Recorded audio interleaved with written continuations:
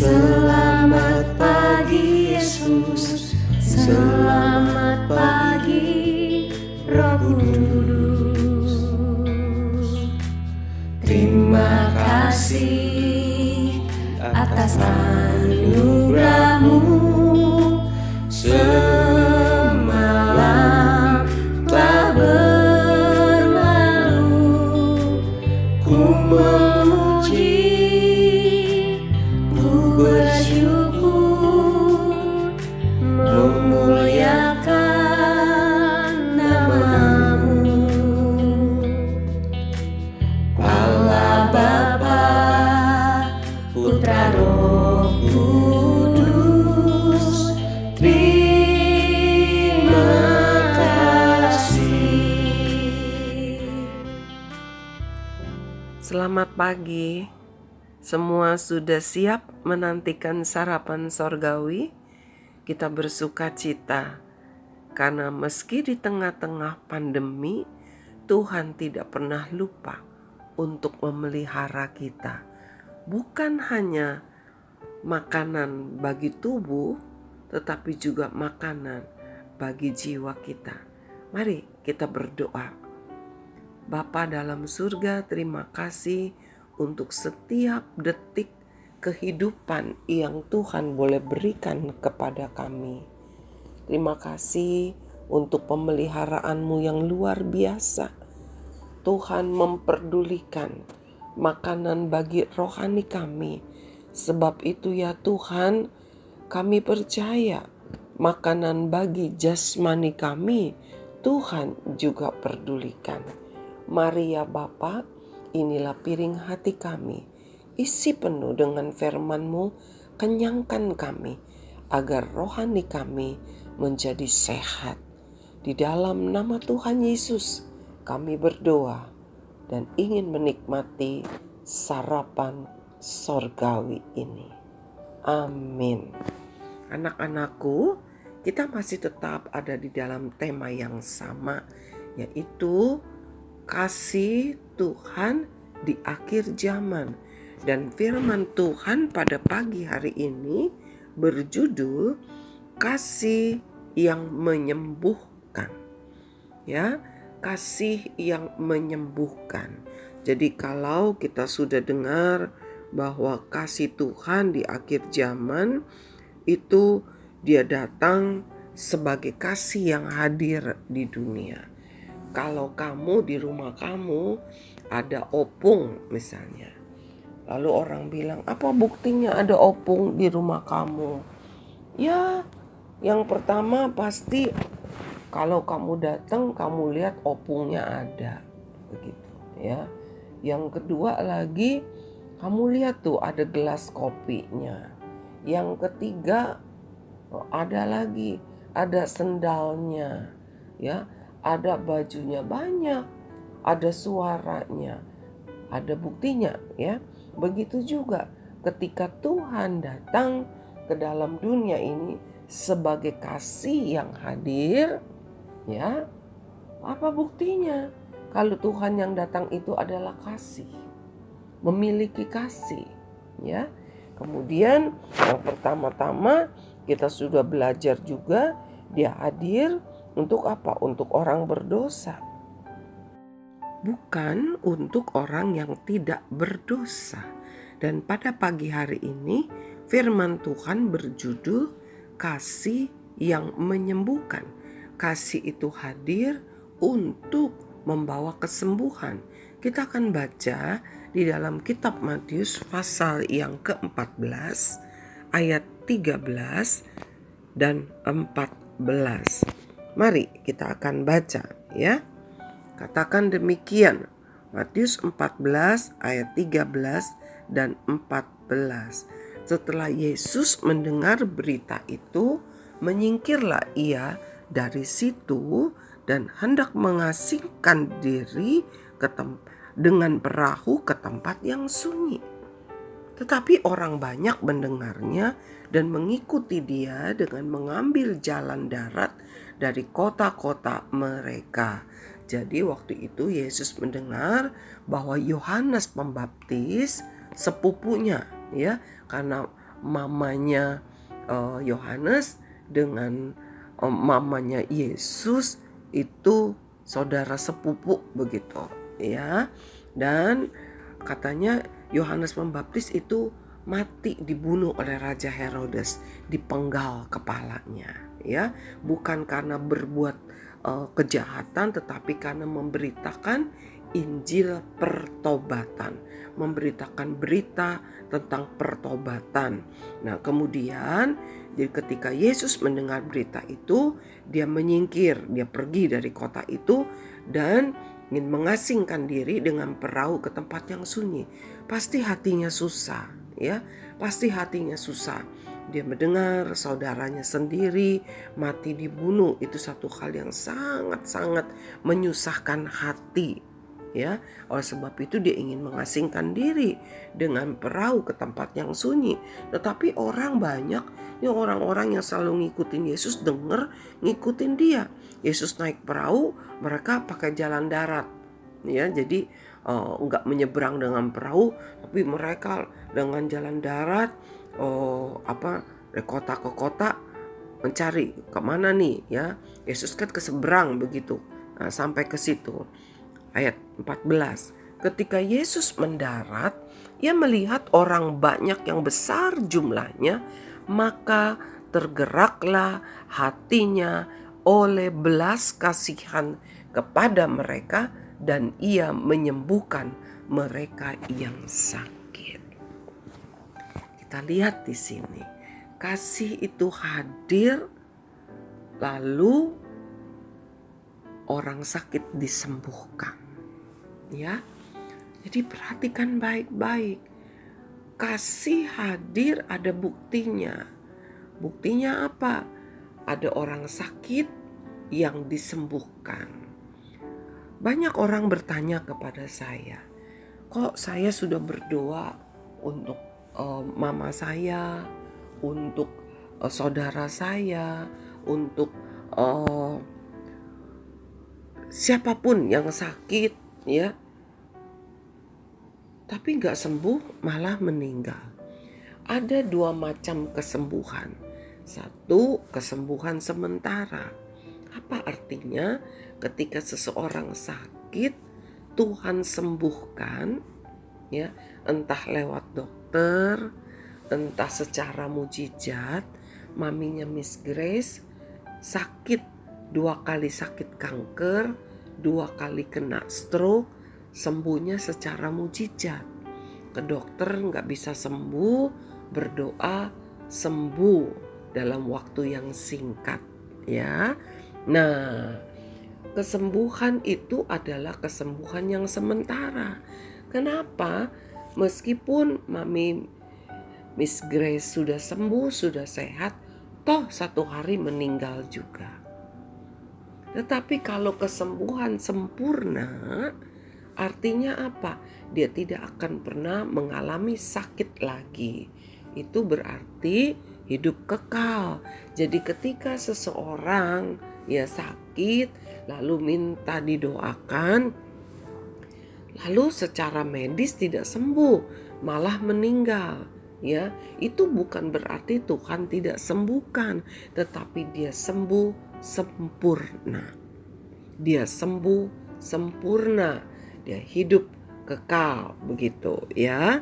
Nah, hari ini kita belajar ketika melihat orang yang sakit, ayat 14 mengatakan, dicatat, maka tergeraklah hatinya oleh belas kasihan. Yesus adalah Tuhan, adalah Allah yang hadir ke dalam dunia. Ya, dia bukan hanya sekedar hadir, tetapi dia adalah bukti kasih Allah yang datang ke dalam dunia. Apa buktinya? Bukan hanya sekedar katanya mengampuni dosa, tetapi dia juga membawa kesembuhan. Dan pagi hari ini kita mengucap syukur. Mungkin ada yang mendengarkan firman Tuhan pagi hari ini dalam keadaan sakit. Sakit hati atau sakit tubuhmu. Dan Tuhan katakan bahwa dia hadir dalam hidupmu untuk menyembuhkan. Dan sekarang pertanyaannya, mau nggak kamu disembuhkan? Kalau kamu mau disembuhkan, perhatikan baik-baik.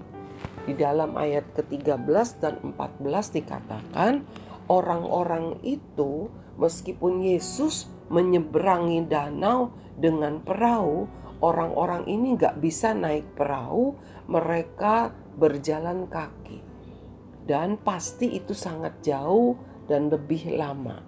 Mereka tidak pernah putus asa untuk mencari Yesus. Ya, ketika Yesus, wah ini kira-kira pergi ke seberang, tidak ditulis Yesus mau naik perahu ke seberang mengasingkan diri ke kota apa, ke kampung mana. Tidak ditulis, tetapi orang-orang ini yang memerlukan kesembuhan mengikutinya lewat jalan darat. Artinya mencari jalan sebagaimana rupa pun, yang penting bertemu dengan Yesus. Mencari sampai ketemu dengan Yesus.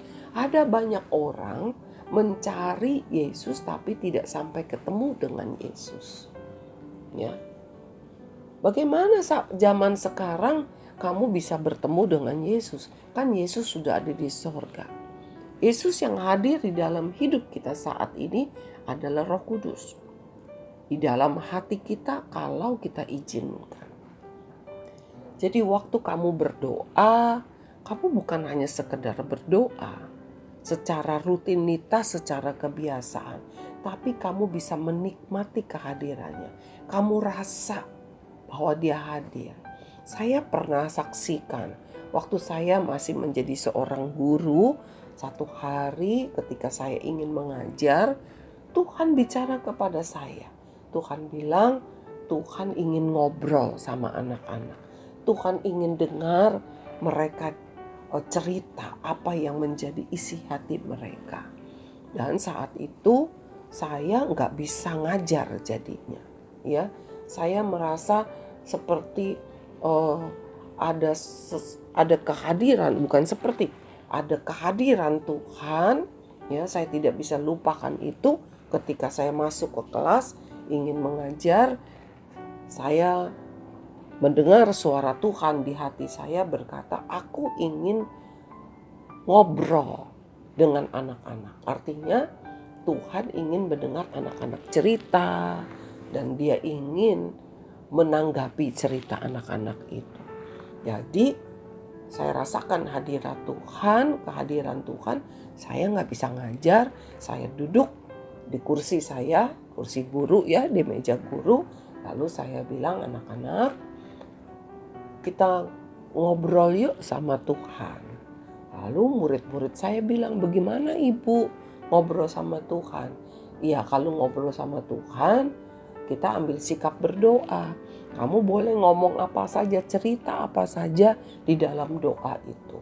Ya, kemudian setelah itu kami mulai berdoa. Anak-anak mulai, saya bilang mau berdoa dalam hati, mau keluar suara boleh. Lalu saya melihat ada beberapa anak yang menangis. Lalu ada satu anak laki yang cukup gendut badannya, ya. Dia menangis. Selesai doa saya tanya, kenapa kamu menangis? Apakah ibu cubit? Enggak, katanya. Dia bilang dia kangen sama papanya, ya, rindu sama papanya. Saya bilang, memang kenapa? Apakah papa kamu kerja di luar kota? Lalu dia bilang, tidak, papa saya tidak kerja di luar kota. Tetapi papa saya sibuk sekali. Kalau saya pagi-pagi pergi ke sekolah, papa belum bangun. Karena papa pulangnya malam dari pabrik, katanya begitu ya. Jadi dia jarang ketemu. Dan saya ingin sekali papa pangku saya. Tapi papa sudah gak mau pangku saya. Waktu dia cerita begitu, dia sambil menangis. Dia rindu sekali kepada papanya. Terus tadi kamu cerita sama Tuhan Yesus. Iya, saya cerita. Terus apa? Terus Tuhan gendong saya. Tuhan taruh saya di pundaknya. Saya melihat dia tetap duduk di atas kursinya. Tetapi saya tahu hatinya yang kangen, yang rindu sama papanya, itulah yang Tuhan angkat, Tuhan hibur. Tuhan sembuhkan hatinya yang sakit rindu. Nah, anak-anakku yang Tuhan kasihi, Tuhan mau hadir di dalam hidup kita. Dan Tuhan ingin dia ketemu sama kita. Sama seperti tadi murid saya. Di dalam doanya dia bertemu dengan Yesus, dengan Tuhan Yesus, sehingga dia mengalami kelegaan. Dia sambil bercerita, menangis. Bercerita, teman-temannya semua dengarkan, tapi tangisannya tangisan bahagia. Saya tanya, apakah sekarang kamu masih rasanya sedih? Tidak, dia bilang. Ya, lalu saya bilang, badan kamu sudah besar dan kamu cukup gemuk. Papa kamu pasti nggak kuat lagi kalau harus pangku kamu, apalagi gendong, ya. Nah, waktu itu saya mengajar di kelas 4 SD. Nah, anak-anakku yang Tuhan kasihi, rekan-rekan guruku, para kerabat dan sahabatku, dan juga orang tua yang sedang menikmati sarapan sorgawi pada pagi hari ini, kalau kamu ingin mengalami kesembuhan, baik itu hatimu, baik tubuhmu yang sakit, baik itu ekonomi kamu yang sakit, ya, kamu mungkin sulit mengalami pelajaran, cari Yesus sampai ketemu. Bukan carinya di gereja. Saya nggak bilang nggak boleh ke gereja. Gereja masih tetap dibatasi sampai saat ini. Tetapi mencari Yesus lewat doamu. Di gereja juga, kalau kamu cuma datang ke gereja, kamu cuma sekedar rutinitas melayani, beribadah, memuji Tuhan dan berdoa, kamu pasti tidak ketemu dengan Tuhan Yesus. Tapi berdoa dengan hati yang sungguh-sungguh, ya, tidak ada pakai sungkan-sungkan. Semalam saya berdoa, saya menangis, saya bilang, Tuhan, saya lemah, Tuhan, saya nggak kuat. Hidup ini penuh dengan beban. Saya menangis. Saya kalau berdoa itu berlutut, ya, bersujud, bukan berlutut, bersujud. Jadi saya biasanya kalau berdoa, wajah saya taruh di lantai, atau kalau saya berdoa di atas tempat tidur saya tuh berlutut, kening saya itu sampai ke tempat tidur atau ke lantai. Tapi semalam saya berdoa bukan hanya berlutut, bersujud saja, tetapi saya sampai tengkurap di lantai. Kenapa? Saya rasakan hidup itu sangat berat. Beban hidup itu sangat berat, dan saya ini tidak memiliki kekuatan apapun. Saya lemah, saya nggak bisa apa-apa kalau tanpa Tuhan, ya. Without Jesus, I'm nothing. Saya bukan apa-apa. Saya sangat perlu Tuhan. Dan saya merasakan kehadiran Tuhan. Dan pagi hari ini saya bangun dengan sukacita. Ya, mari anak-anakku, para orang tua, Tuhan tahu beban hidupmu berat. Cari Dia sampai bertemu di dalam doamu, di dalam kamarmu yang sederhana. Mungkin engkau tidur rame-rame, Tuhan tetap mau hadir. Mungkin kamu tidak punya rumah yang bagus, Tuhan tetap mau hadir. Dan saat ini saya sangat merasakan kasih Tuhan. Saya menangis saat ini karena saya rasakan Tuhan mau hadir di dalam setiap doa kita. Mari kita berdoa.